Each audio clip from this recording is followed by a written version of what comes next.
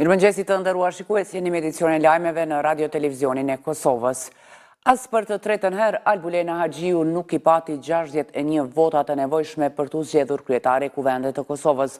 Madje në seancën e djeshme, në mungesë të numrave, emri i saj nuk doli fare në votim.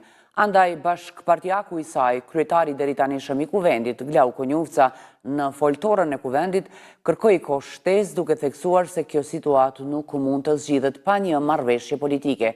Kjo bëri që kryesuesi Avni Dehari ta ndërpresë sërish seancën deri të mërkurën në orën 10.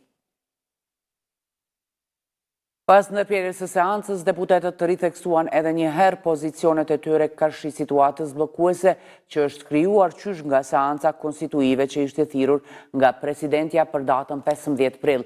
Lëvizja vendosje e cila ka propozuar për kryetare të Kuvendit Albulena Haxhiun ritheksoi se nuk kanë kandidat tjetër për kryekuvendar dhe akuzoi partitë e tjera për bllokim të konstituimit të plotë të Kuvendit.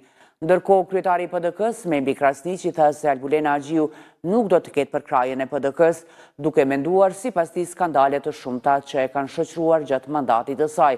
Për lidhjen demokratike të Kosovës, lëvizja vetëvendosje është bllokuesja e vërtetë.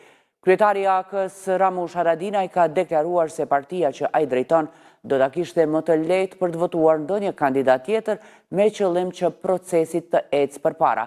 Deputetët pa u bërë 48 orë të tjera do të provojnë për herë të 5 ta konstituojnë Kuvendin nga seanca e cila ka nisur qysh në 15 prill.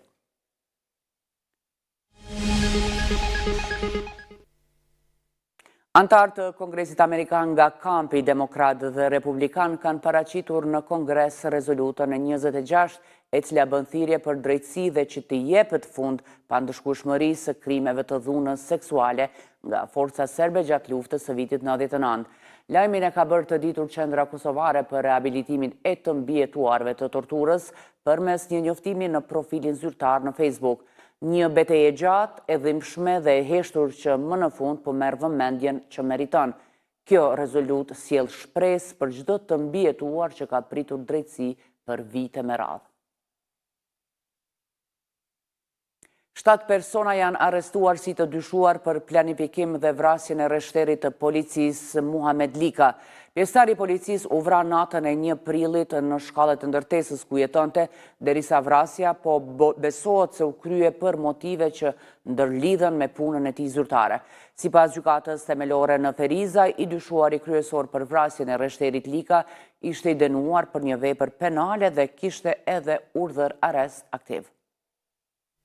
7 persona janë arrestuar gjatë një aksioni të zhvilluar sot në lokacione të ndryshme në Kaçanik dhe në Klin, si të dyshuar për vrasjen e rreshterit të policisë së Kosovës, Muhamet Lika, më 1 prill të këtij viti.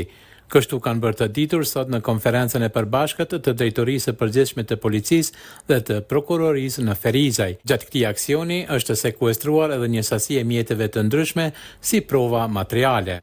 Ku gjatë këtij operacioni janë mbështis 9 lokacione, shumica e tyre në Kaçanik dhe një në Klin, në një fshat të Klinës. Gjatë operacionit policore janë arrestuar 7 persona dyshim, të cilët dyshohet që kanë marrë pjesë në planifikimin dhe po ashtu në ekzekutimin apo vrasjen e rreshterit tonë. Hetimet e para tregojnë se motivi i vrasjes lidhet me punën zyrtare që ka bërë rreshteri Lika në policinë e Kosovës.